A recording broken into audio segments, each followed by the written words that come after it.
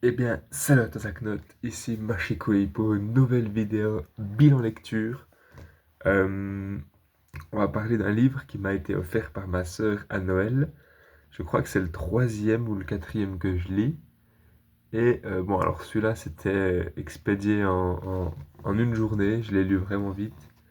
Pour être tout à fait exact, j'avais lu un chapitre chez moi et j'ai tout lu le reste lors du trajet aller pour venir ici à Rouen, car comme tu le vois, je suis dans cette sublime chambre d'hôtel.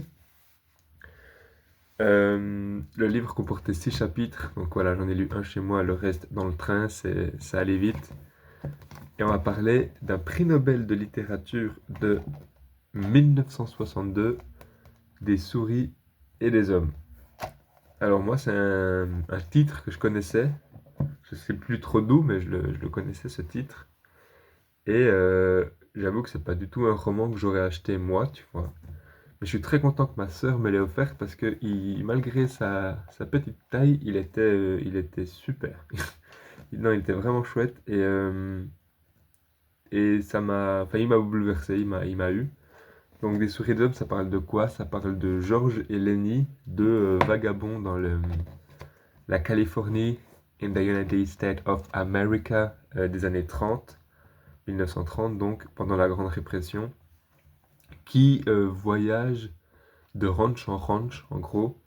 C'est des journaliers. Donc voilà, ils se déplacent de ranch en ranch pour trouver du boulot pendant un mois, recevoir leur paye et après ils partent. Et bon, déjà c'est très très drôle parce que le niveau de vie, enfin la valeur de l'argent n'est pas du tout la même.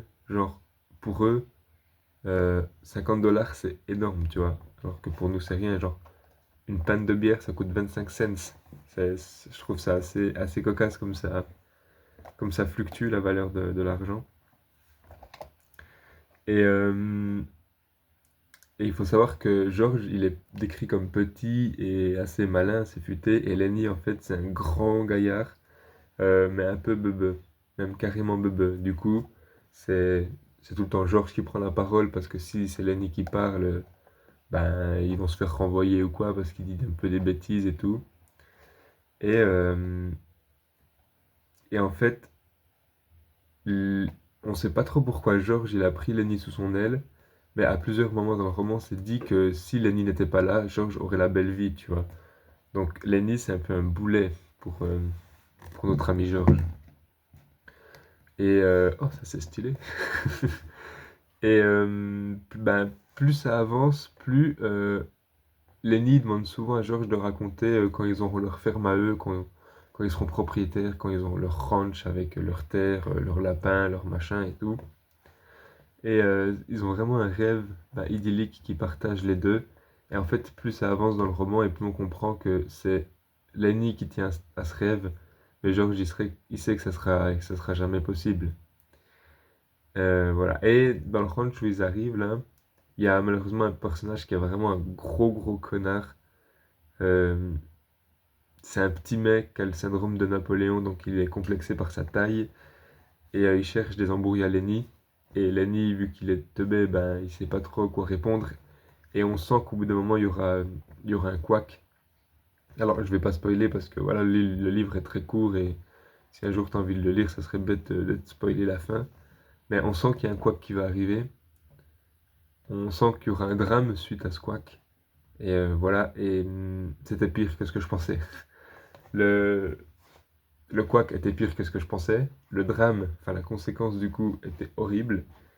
Et ouais, j'étais pas tout bien non plus à la fin de la lecture de ce roman. Même si on arrive à Paris, il fallait vite se dépêcher de sortir du train et tout, blabla. Mais ouais, très court, très, très facile à lire aussi, hein. C'est bon, voilà, je sais pas trop si on voit à chaque fois que je dis ça, mais c'est écrit quand même plus ou moins gros dedans.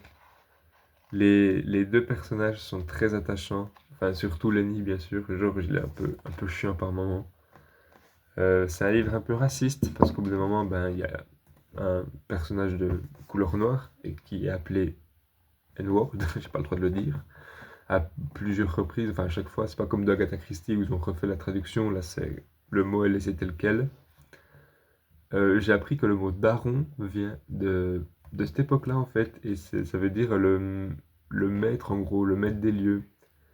Et bon, là, justement, ça a été modifié. C'est la traductrice qui en parle au début en mode, oui, j'ai quand même modifié quelques trucs parce que Daron, ça fait plus clip de rap que mec qui bosse dans les champs au début des années 1930. Donc, je trouvais ça assez cocasse. Et quoi dire d'autre? Il y a un film qui a été fait à partir de ce livre et j'ai très envie de le voir du coup. Euh, je pense que c'est un peu un film dans la même lignée. Enfin, dans ma tête, je l'imagine comme La Ligne verte. Je sais pas si tu l'as vu, La Ligne verte, mais très très bon film. Et puis voilà. Voilà, j'ai rien de plus à dire, si ce n'est que ouais, l'amitié de ces deux hommes est très touchante. Il y a des personnages très forts aussi, d'autres personnages. Je pense notamment au mec qu'on déteste, qui est très bien écrit pour qu'on le déteste, tu vois. Et, euh, et voilà, je crois que c'est tout. N'hésite pas à me donner ton avis en commentaire, un petit pouce bleu, un petit commentaire, un petit vocals, ça fait toujours plaisir. Et quant à moi, bah, je te dis à la prochaine pour une nouvelle vidéo. Ciao, ciao!